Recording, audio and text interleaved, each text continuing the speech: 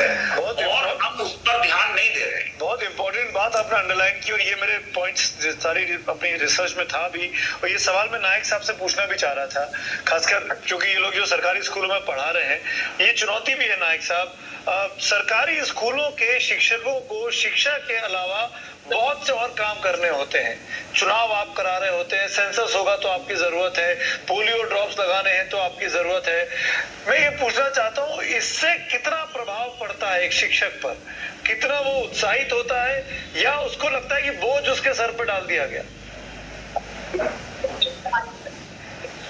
हाँ, देखिए, जैसे आपने बोला तो सही है कि शिक्षक को शिक्षा मतलब के काम के अलावा और बहुत सारा भी काम करना पड़ता है, और ये भी सही है कि इस काम को करते हुए कहीं ना कहीं उसको मैनेज करना पड़ता है। कहीं ना कहीं उनको वो टाइम नहीं मिलता जितना टाइम या सोच वो अगर शिक्षा के ऊपर देते तो और भी ज्यादा वो स्टूडेंट को एनालाइज कर सकते थे। लेकिन मैं इसके अलावा और एक बात करना चाहूंगा, क्योंकि आज का जो चर्चा हो रहा है टीचर्स डे और टोटल शिक्षा के ऊपर, तो ज्यादा से ज्यादा चर्चा जो है वो स्कूल टीचर और जो कॉलेज का टीचर है, या फिर आपने जैसे बोला कि नया जो एजुकेशन बिल आया है उसके ऊपर हो रहा है। लेकिन मैं बेसिकली ऐसे लोगों को, ऐसे बच्चों को लेकर काम करता हूँ जो लोग मान लीजिए स्कूल में ही नहीं आया, जो ड्रॉप आउट हो गया, या फिर जिनका चाइल्ड मैरिज हो गया, जो जिसके जो मम्मी पापा है कभी भी वो फॉर्मल स्कूल में नहीं गया, तो उनको पता ही नहीं है कि उसके बच्चे को क्यों स्कूल भेजना चाहिए, उसके बच्चे को क्यों डेली लेबर के ना भेज के उसको स्कूल भेजे, उसको लड़की को क्यों वो जो कम उम्र में शादी ना कराए और क्यों उसको पढ़ाई कराए।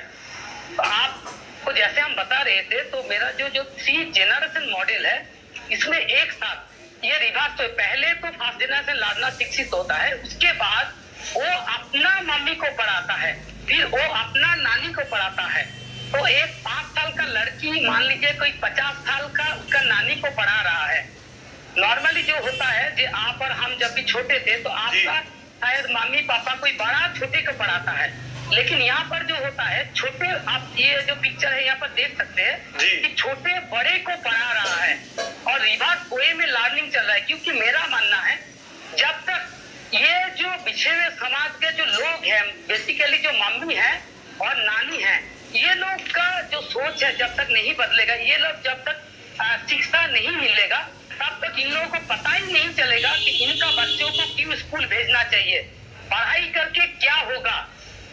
तो ये बहुत ही बड़ा एक चैलेंज है। और मेरा जो रिसर्च एंड डेवलपमेंट है 3 जनरेशन मॉडल को लेकर, तो इसी के ऊपर है। मान लीजिए अगर हम जो नया अभी जो सिस्टम हम लोगों का चलता है, आप एक गांव में चला जाइए, हम मानते हैं वहां पर अगर 1000 लोग रहता है तो उसमें से अगर 200 बच्चे हैं और 800 जो अलग लोग हैं, उन लोग मान लीजिए कभी भी फॉर्मल स्कूल में नहीं गया, एकदम पीछे हुए कुछ गाँव का हम बात करें जी, तो अगर आप बोलेंगे कि हम उस गांव को 100% शिक्षित करना चाहते हैं, तो हम हर एक पैनलिस्ट से पूछना चाहते हैं कि ये जो 800 लोग हैं, जिन लोगों को कभी भी शिक्षा लेने का मौका नहीं मिला, जो डेली लेबर पे चला गया था या बाल में मजदूरी पे चला गया, जिसका कम उम्र में शादी हो गया, इस मामले को कैसे आप शिक्षा के तरफ लेके आएंगे? कोई भी इसका जगह नहीं है। जितना भी हम लोग बच्चे को शिक्षित करते हैं और उसमें से हर एक बच्चा अगर शिक्षित नहीं होता, कुछ बच्चे ड्रॉप आउट होता है, कुछ चाइल्ड मैरिज में चला जाता है। तो अगर हम हजारों लोगों को, एक गांव का 1000 जो लोग हैं सबको शिक्षित करना चाहते हैं, तो मुझे वेट करना पड़ेगा कि ये जो 800 लोग हैं कब ये लोग मर जाएगा जी।